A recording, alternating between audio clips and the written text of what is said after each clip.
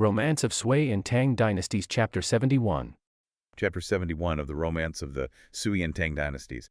And before we fully jump in, I want to clarify something for you. When we say romance, we are not talking about, holding hands and long walks on the beach. And we're also not talking about a dry list of dates and battles. Yeah. What exactly is this source we're working with? That is a great question to set the stage. Think of Sui Tang Nanye as a historical fiction, but really heavily grounded in reality. The major milestones, who became emperor, the years things happened, the key figures, that's all historically accurate. But the dialogue, the specific emotional beats, the behind closed doors drama, that's the novelist filling in the blanks to tell a gripping story. Okay, so we're getting the dramatized, high-stakes version of the truth. Exactly. Wu-zation. Fascinating figures in world history. In this text, she is referred to as Wu Karen, or later Lady Wu. We're going to trace her transformation from a nun in exile to the co-ruler of the empire. And we are going to look at the specific, often brittle steps she took to get there. And looking at the notes here, the methods she uses, they aren't exactly diplomatic. This isn't about winning an election. This is pure survival of the fittest. It's absolute asymmetric warfare against the existing power structure. It involves love, it involves laws, and it involves a level of brutality that is genuinely hard to wrap your head around. Well, let's unpack this. We start in a place that's supposed to be peaceful. Yeah. The Ganyi Temple. Right. It's a convent. And just to give you the context, the previous emperor died, and per the custom of the time, his concubines who didn't have children were sent there. They had to shave their heads and live out their days as nuns, praying for the soul of the departed emperor. Lady Wu is one of them. So she's essentially in political retirement. Or, actually, more like life in prison, but with better scenery. Exile is the best word for it. And the text opens with this poem describing pure scenery and clear wind, setting a mood of, spiritual reflection. It paints this picture of tranquility. But if you zoom in, the reality inside that convent is completely different. Yeah, I'm seeing notes here about carnal desires. It is messy. The text explicitly tells us that Lady Wu isn't exactly meditating on the Dharma. She's in a secret, clandestine relationship with a man named Feng Xiaobao. And it's not just them sneaking around. She has co-opted the entire staff. The abbess of the convent, Hua Qing, and a maid named Shaoxi are all in on it. It sounds like a conspiracy from the very first page. But here's what gets me, this Feng Xiaobao. Is he some powerful duke? A general who can break her out? Not at all. He's a nobody. He's a merchant type, a commoner. And that is the interesting dynamic here. Feng Xiaobao actually complains to her. He says essentially, look, I have no parents, no future, and I'm risking my head sneaking in here. He feels like he's just a pawn in a game he doesn't understand. Which, to be fair, he kind of is. He is. But this is where we see the first glimpse of Lady Wu's absolute confidence in her own destiny. Remember, she's a bald nun in a convent with zero political power. Yet she looks this man in the eye and makes him a startling promise. What does she offer him? She tells him, if you shave your head and become a monk, so we can hide this affair better, I promise that one day I will make you the abbot of the White Horse Temple. Wait, pause. The White Horse Temple. Isn't that like the Vatican of that era? It is the most prestigious Buddhist temple in the capital. It's a massive promise. It's like sitting in a jail cell and promising someone you'll make them the CEO of a Fortune 500 company once you get out. It implies she already knows, with 100% certainty, that she is going to get back on top. Does he buy it? He does. And to seal this pact, they exchange gifts. The text is very specific here, which adds a lot of weird texture to the scene. The abbess gives him a jade ruby, a scepter, symbolizing good fortune. The maid, Shaoxi, gives him a rough garment, and Lady Wu gives him a sweatshirt. A sweatshirt, like workout gear. Basically an intimate undergarment. It's personal, it symbolizes their physical closeness. So Feng Xiaobao agrees. He shaves his head, takes a religious name Huai, and there's this very emotional farewell scene. They're crying as he leaves the convent at dawn. So he goes off to wait in the wings. But Lady Wu isn't waiting. No, the gears of history are already turning. Emperor Gaozong, the son of the previous emperor, recalls her to the palace. And this is where the rocket ship takes off. She goes back to the palace. She is named Zoe, which is a high-ranking concubine, and she wastes no time. No time at all. The text says she was fortunate and quickly gave birth to a son and then a daughter. This solidified the emperor's favor. But the palace is a crowded place. You have the current empress, Queen Wang, and another rival, Consort Zhao. And usually in these stories, the new girl gets bullied by the established queens, right? Usually. But Wu plays a different game. She needs to get rid of the queen to take her spot. But you can't just, fire a queen like an employee. She needs a crime. A big one. And this leads us to the part of the story that, honestly, you should brace yourselves. Because this is hard to read. It's the turning point of the entire novel. The unthinkable crime.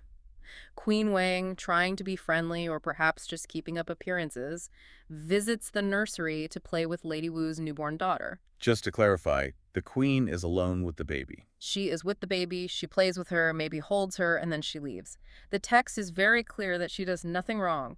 But moments later, Lady Wu enters the room. She checks the windows, she checks doors, she makes sure no one is watching. I get a knot in my stomach just thinking about this. She walks over to the cradle, takes her own daughter, and strangles her. She kills her own baby. She kills the baby, then she covers the body back up with the blanket, and this is the part that shows her terrifying capability, she resets her face.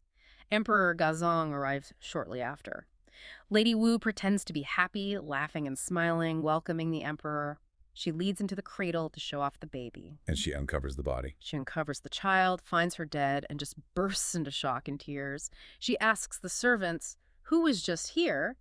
And the servants, telling the absolute truth, say, "Queen Wang was just here." It is the perfect frame-up because it relies on the emperor's psychology. Yeah. He knows the queen has no children, right? Precisely. He immediately connects the dots wrongly. He yells, "The queen has killed my daughter." He assumes it was done out of jealousy because Queen Wang had no children of her own. Lady Wu is weeping, listing the queen's crimes, and the queen has absolutely no way to prove her innocence. Because who would suspect a mother of doing that? It's unimaginable. It's a blind spot in human nature. It works because it breaks a biological taboo that no one thought could be broken. And that single ruthless act is the catalyst. The emperor decides right then and there, "I am going to depose the queen." But hold on.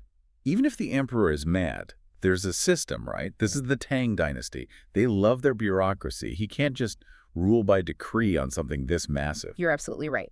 And that brings us to the courtroom showdown, and it is fascinating. The emperor calls in his top ministers, the old guard. We're talking heavy hitters like Zhang Sanbuji and Chu Suliang. So he wants their permission to swap Queen Wang for Lady Wu. How does that go down? Not well. Chu Suliang is the main opponent. Yeah. And you have to give him credit for bravery here. He stands up to the emperor.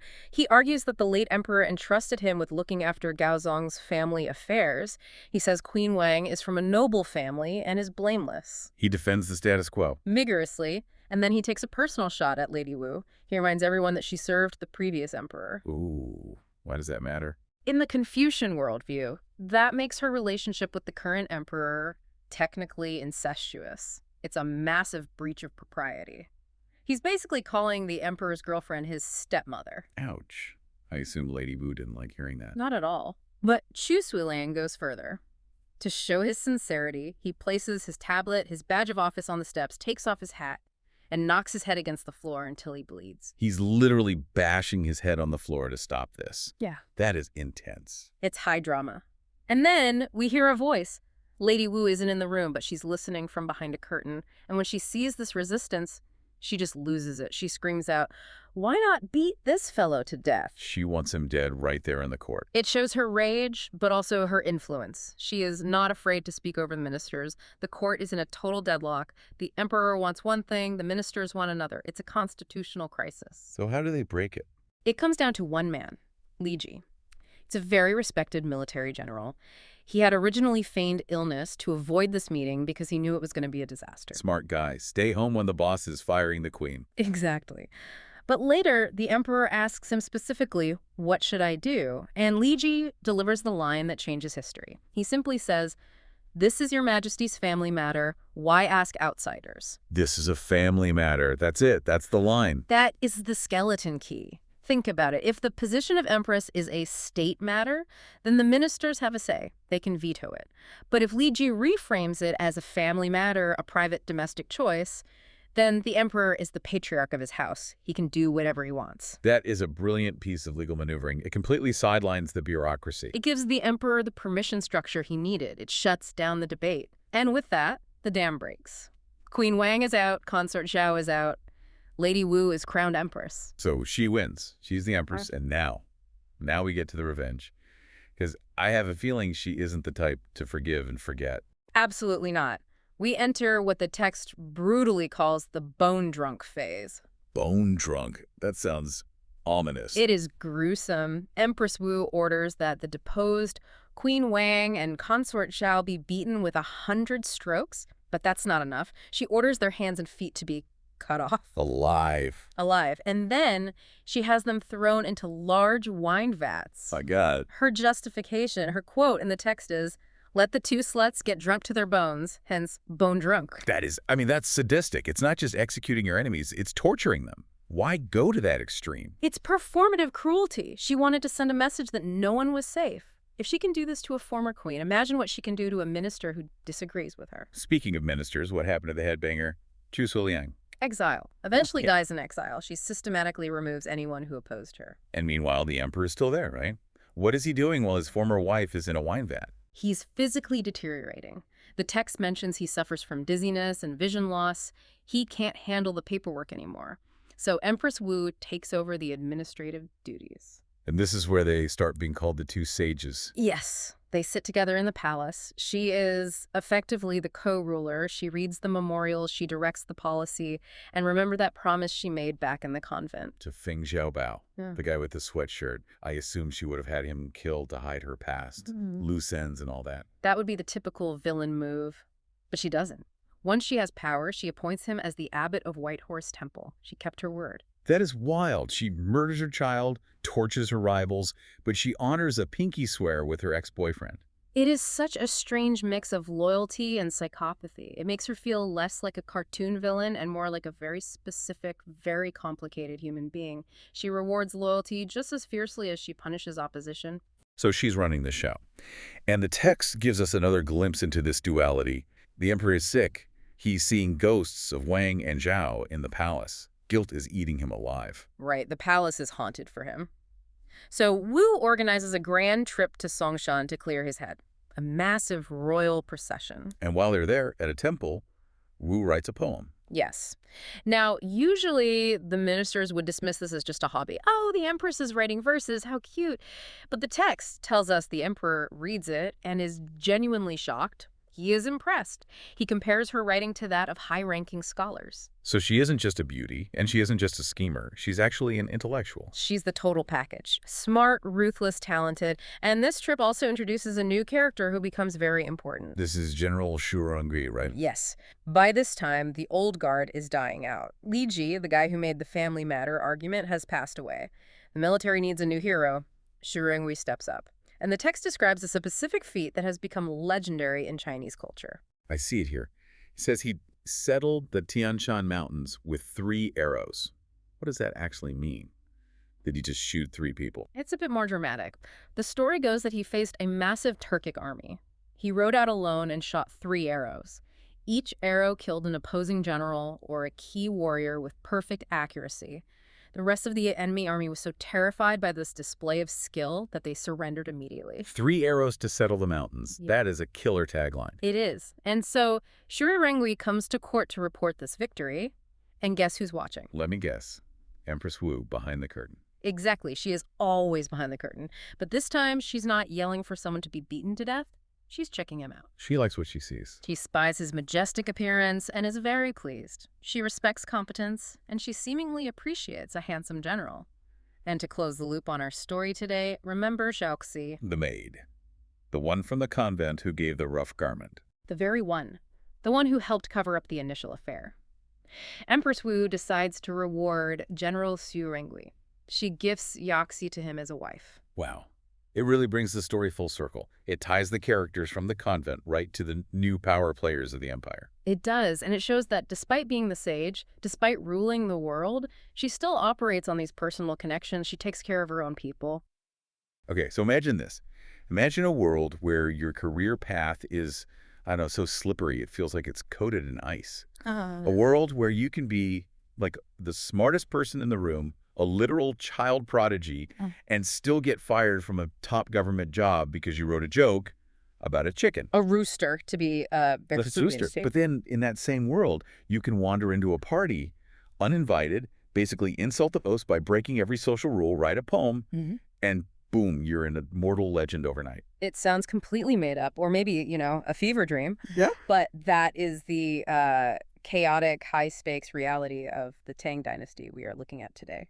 Figure out how talent really worked back then. Because you've got this genius, Wangbo, who just cannot seem to read a room. And then on the other hand, you have Empress Wu-Tana, who is just completely rewriting the rule book for how society honors women. It is a fascinating contrast, isn't it? You have this young, flashy genius trying to navigate the court, and then an empress who's like dissecting the empire's moral code with a scalpel. Right. They're both kind of dealing with the same thing, really. The difference between performance, what society says you should do, and substance, what's actually real. So let's start with the flashiness. Yeah. Who is this guy? Who is Wangbo, and why is he just, hanging out with princes? Wangbo is a boshi, which is what the text calls him, a scholar.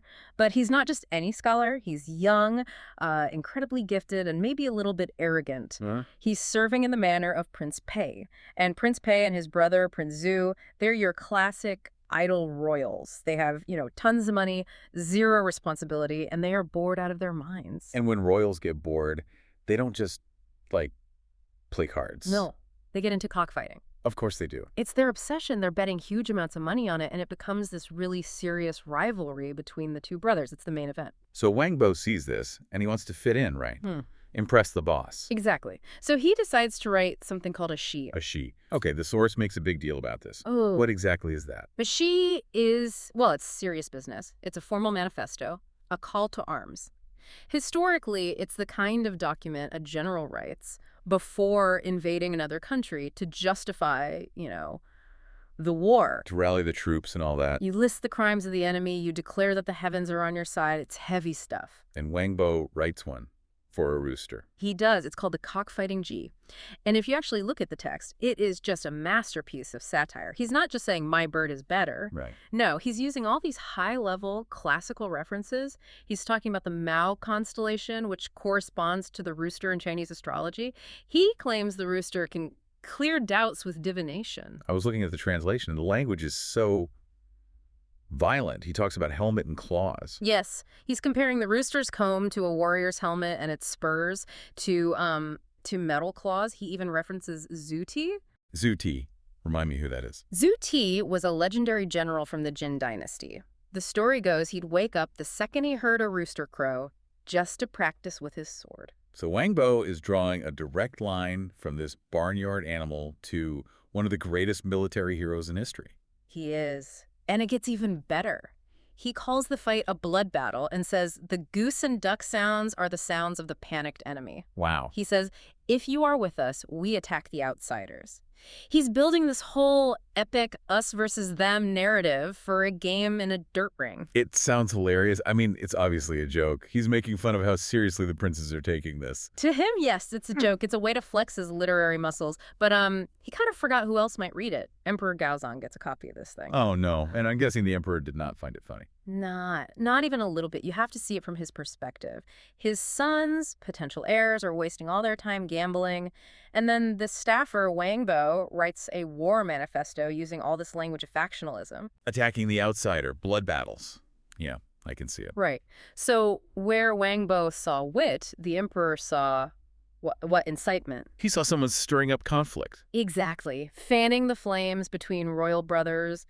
In a dynasty that is the absolute nightmare scenario, Gaozong accused him of failed remonstrance. Meaning he should have been guiding them, not egging them on. Not handing them a rhetorical machine gun, yeah. So he gets fired. Immediately expelled from the manor, kicked out. Such a brutal lesson in, reading the room. He was just too talented for his own good. The writing was so good as a war declaration, the emperor actually treated it like one.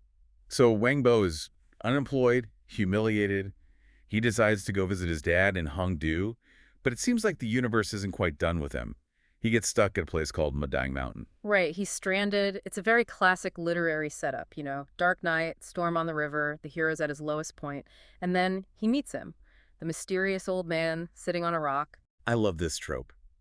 If there's an old man on a rock in a Chinese legend, you have to listen to whatever he says. Absolutely. So this old man, he has white eyebrows, a strange aura, and he asks Wangbo why he's so down.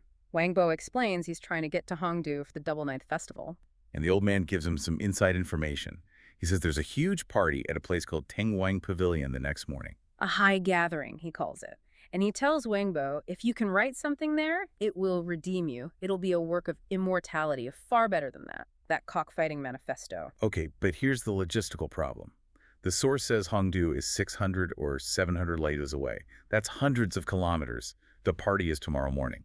It's impossible. In the natural world, yes. But the old man then reveals he's not just some guy. He says he's in charge of the water palace. He's a local river deity. And he promises Wang Bo a divine wind. And the boatman's reaction in the source is amazing. Wang Bo gets back on the boat, tells him set sail, and suddenly this magical wind just kicks up. The boatmen are literally shouting, "Thank heaven and earth, we're moving." And they do it. They make the journey in a single night. They arrive in Nanchang right as the sun is coming up. This whole supernatural part is important, you know. It's telling the reader that what's about to happen is destiny. The heavens want this poem to be written. So let's set the scene at Tengwang Pavilion. This is a huge deal. You've got the governor, Yuan Jun, the commander, Yan Boyu. It's this lavish party. Music, wine, all the elites are there. But it's a setup, isn't it? Oh, completely. Commander Yan is the host, but he has an agenda. He wants his son-in-law, a guy named Wu Zhang, to look like a literary genius. Classic nepotism. A tale as old as time. The son-in-law has already pre-written a preface for the occasion. He's memorized it, he's polished it, and he's ready to pretend to improvise it, to just blow the crowd away. So when Commander Yan is passing out paper and ink, asking who wants to write something, it's a trap. It's all performative politeness. The other guests are smart. They know the deal. They know Yan wants his son-in-law to get the spotlight, so they all say no. Oh, I'm not worthy. I couldn't possibly. And then the paper gets to the teenager in the corner, Wang Bo. Right. He's 14 in this version. He just grabs the brush and says, sure, I'll do it. The audacity. I mean, the silence in that room. Commander Yan must have been furious. Livid. The source says he actually got up and left the room, pretending he had to change. He couldn't even stand to watch this kid ruin his plan. But, you know, he was curious. Oh, of course. So he tells his scribes to stand behind Wang Bo and run the lines back to him as they're being written. He wanted to hate read it in real time. He was expecting a total disaster. He was ready to mock him. Wow. So the scribes start running back and forth. The first couple lines come in. Nanchang, old prefecture. Hongdu, new government. Sounds like a little dry. Yan just laughs, calls it a cliche. This is old news, he says. Anyone could write that. Then Wang Bo starts describing the geography, right? Connecting 3 rivers. And Yan goes quiet. He realizes the structure is actually perfect. It's not bad, but it's not genius yet. And then, the moment. The scribe runs in and delivers the lines. You have to say them. Falling mist and lonely duck fly together. Autumn water shares a color with the vast sky. Wow. Even in translation, that's just beautiful. It's stunning imagery. It captures this vertical movement of the mist and the bird and the horizontal blending of the water and sky. When Yan hears this, he just jumps up. He can't help himself. He shouts, "Genius! This is true talent." He completely forgets about his son-in-law. The art just completely wins him over. He orders wine for Wang Bo.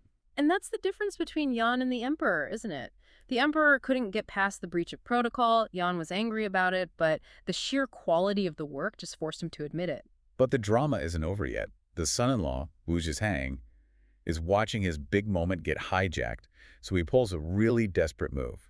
He stands up and accuses Wang Bo of plagiarism. Plagiarism? In front of everybody? Yes, he claims the text isn't original, that it's some old piece.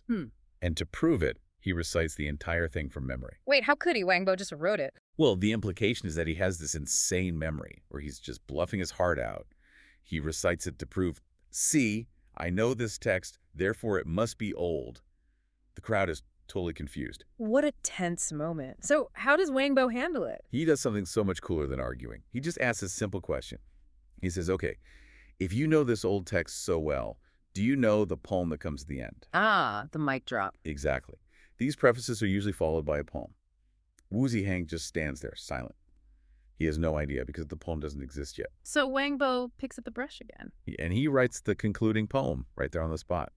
It's this meditation on time and loss. He talks about the painted pillars, the rolling clouds, and the final lines are just haunting. Where's the prince now? Only the Yangtze flows. Meaning the people who built this place, the power they had, it's all gone.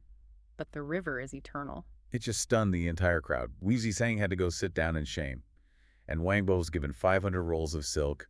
His fame was locked in. It's such a satisfying win. The kid who got fired for a chicken joke proves he's the greatest literary mind there. Notice the contrast, right? Yeah. In the first story, he used high language for a low subject, the chicken, and he got punished. In the second, he used high language for a high subject, the pavilion, nature, and he gets rewarded. It's all about the application. That's a great point. And speaking of application and flipping the script, we're leaving the river and going to the imperial court. Yes, we're moving to the era of Empress Wu, or Tianhu. At this point in the source, Emperor Gaozong is in really bad shape. He's described as dizzy and basically blind. So Empress Wu is effectively running the government. She's listening to politics from behind the curtain. And she gets this proposal from the Ministry of Rights. They want to build these big commemorative arches. They're called fang to honor chaste widows. Which was a fairly standard practice in traditional China, right? Yeah. If your husband died and you didn't remarry, or maybe you died protecting your virtue, the government would, give you a gold star. Exactly. It was a way to reinforce social control. But Empress Wu reads this proposal, and her reaction is, well, the source says she slams her hand on the table. She's furious. She calls it fishing for fame. What was her argument? She just deconstructs the entire idea of the chaste martyr. She says true chastity is rare. Most of these women who are honored are either, in her words, stupid, or they're forced into it by poverty or by social pressure. She uses that great phrase, covering one's ears to steal a bell. Yes. It means you're just deceiving yourself. She thinks these men, the officials, are using these women as props to make their own families look good. She asks, what benefit is this to the mother? That's a shockingly modern take. She's calling out the whole performative nature of the system, so she rejects it. No arches for widows. What does she do instead? Longevity. She decides that instead of honoring women for suffering or for dying, she's going to honor them for living. I love that. Hey, you survived. Here's a prize. She issues a decree. Any woman over 80 years old gets an official title and is invited to a huge banquet at the palace. Let's talk about that banquet. The visual must have been incredible. Hundreds of elderly women showing up at the palace. And the source specifically notes they're wearing old court clothes. These are women who might not have been to the capital in decades. It's like a sea of living history in one room. And a couple of celebrity guests show up. Two big ones. Lady Ning, who is the mother of the famous General Qin Shubao. She's 105 years old. 105. In the Tang Dynasty. That's unbelievable. And Lady Tang, the mother of another official, Zhang Jianzi, who is over 90. And Empress Wu makes a point to speak with Qin Shubao's mother. What's that interaction like? It's very respectful. Empress Wu praises Qin Shubao's service. She says, basically, your son and grandson served the emperor so well, and that must be because of your teaching. So she's crediting the mother for the general's loyalty, which is politically very smart. But look at Lady Ning's response. She's humble, diplomatic. She credits the emperor's raising of her son, but she also accepts the compliment about her own role. And all the other ladies are whispering that she looks like she's only 50 or 60. Which, let's be honest, is probably the best compliment you can get when you're 105. Absolutely. Yeah. But then look what Empress Wu does. She grants Lady Ning an archway at her home. But it isn't for chastity. The inscription is Frifeng Shuanggao. Blessing and service, both high. Right. She's honoring the woman for her age, the blessing, and for her contribution to the state, to her son, the service. It's a total reframe. She's celebrating the mothers of the dynasty's heroes. She's celebrating life and creation, not just the passive virtue of not remarrying.